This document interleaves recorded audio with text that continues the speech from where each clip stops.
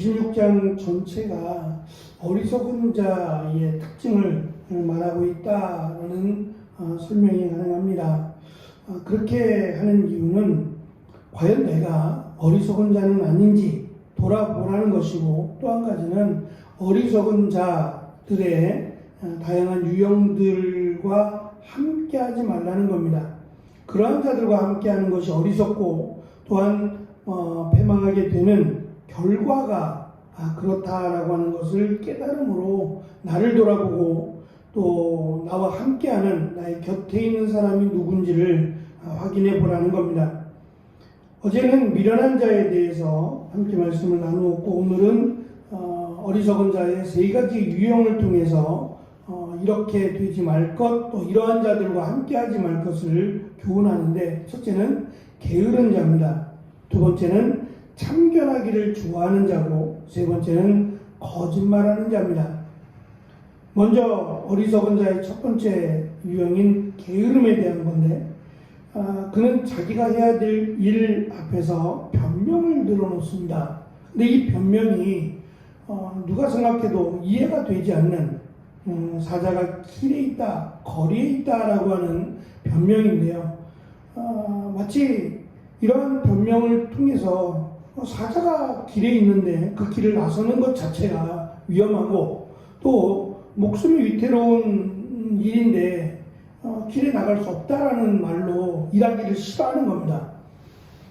사자가 길에 있어도 몇 마리나 있는지 모르겠지만 그것을 퇴치하거나 그것을 잡으려고 노력하는 것이 맞지, 그것을 피해서 집 안에만 있겠다라고 하는 것은 굉장히 어리석은 생각이죠. 또한 게으른 자의 유일한 활동이 침상의 14절에 보면 침상 밖을 벗어나지 않으려고 하는, 침상에서 맴돌고 있는 모습을 볼 수 있고, 심지어는 손에 그릇을 넣고 입에 떠올리는 것조차 귀찮아하는 겁니다. 우리 속담도 비슷한 것이 있죠.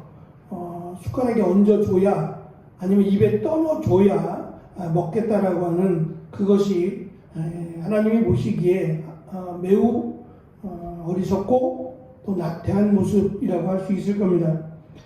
가장 심각한 문제는 이 어리석은 자들의 공통된 생각인데, 자기들이 가장 지혜롭다라고 생각하는 겁니다. 이렇게 살아가는 것이, 이렇게 행동하는 것이 마치 자랑스러운 것처럼, 또 자신이 지혜롭다라고 여긴다는데 가장 큰 문제가 있습니다. 두 번째 어리석은 자의 모습은 참견하기를 좋아한다는 겁니다. 이 참견하기를 좋아하는 자를 비유적으로 설명하기 위해서 지나가는 개의 귀를 잡는 자로 설명합니다. 지금의 개와는 사뭇 다른데요. 당시의 개는 거의 들개 종류고, 또 늑대과에 속하는, 그러니까 길들여지지 않는 개들을 말합니다. 근데 이 개들이 굉장히 드세고 또 위험하기도 해서 개들에게 돌을 던지기 위해서 이렇게 길거리에 개가 보이면 개들을 쫓아내거나, 또 개들을 성 밖으로 몰아내는 일에 힘썼다고 합니다. 지금처럼 집 안에서 키우는 일은 상상도 할 수 없는 일이었죠. 예수님 당시에 이르러서야 그때의 불의한 부자들이 자신의 위험을, 자신의 신체의 위험이나 또는 자신의 그 재물을 지키기 위해서, 은행이 없으니까 재물을 지키기 위해서 개들을 집에서 키웠다고 합니다.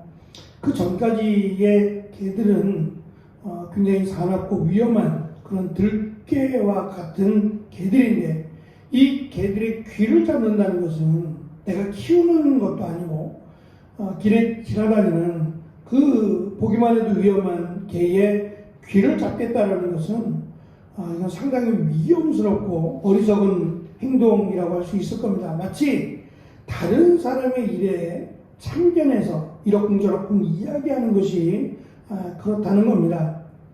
상대방을 매우 불쾌하게 만들고 노엽게 만드는 행동임을 경고합니다.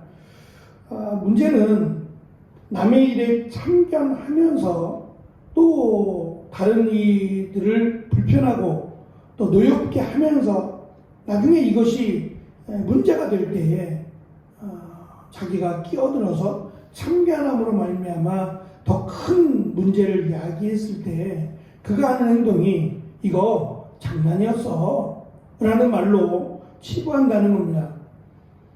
마치 요즘 시대에 묻지마 살인과 같은, 그래서 왜 그랬느냐 라고 기자들이 물으면 그냥 불쾌해서 내가 그냥 기분 나빠서 라고 치부해버리는, 그래서 솔로몬은 이러한 사람을 미친 사람이라고 정의를 내립니다. 남의 참견하기를 좋아하는 사람은 미친 사람이다 라는 식으로 정의를 내려버립니다. 마지막 세 번째 어리석은 사람의 모습은 거짓말입니다.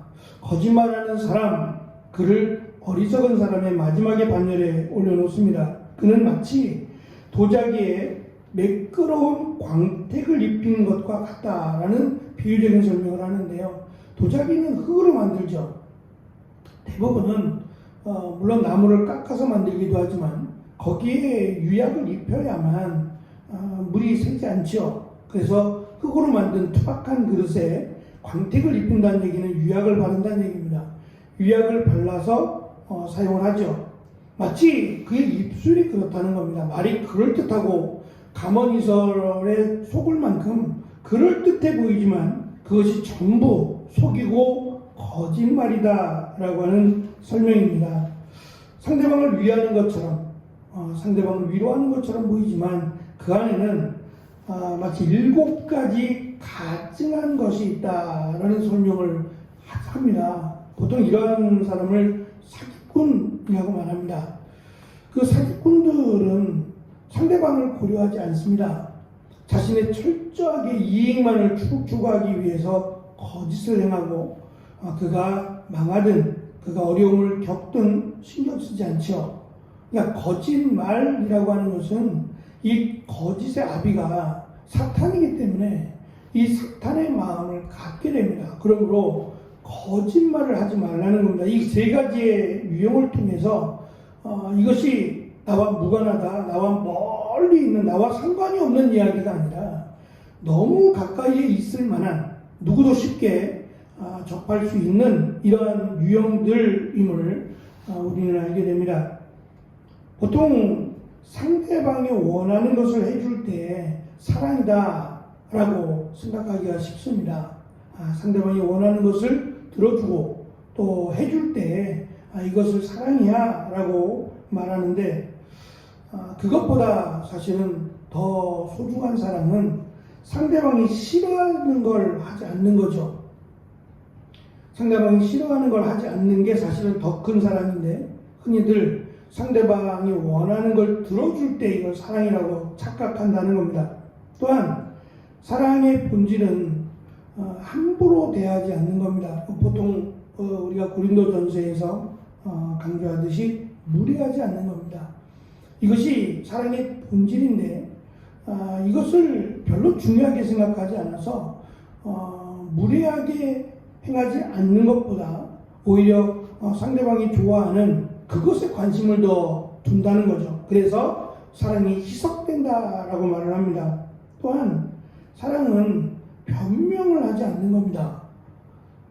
잘못했으면 잘못했다라고 말을 하고 또 더 좋은 관계를 유지하기 위해서 힘쓰는 게 사랑이지, 이러쿵저러쿵 자꾸 변명을 늘어놓는 것은 사랑이다라고 말할 수 없다는 거죠. 그러니까 사랑의 본질을 찾기보다는 사랑의 부수적인 것들에 더 마음을 빼앗기고 살아가는 것 같다라고 이야기들을 합니다. 이기주 씨가 지은 이 언어의 온도라고 하는 책에서 이 언어가 어떻게 말하느냐에 따라서 그 언어의 온도가 달라진다라고 하는 내용의 글이었습니다.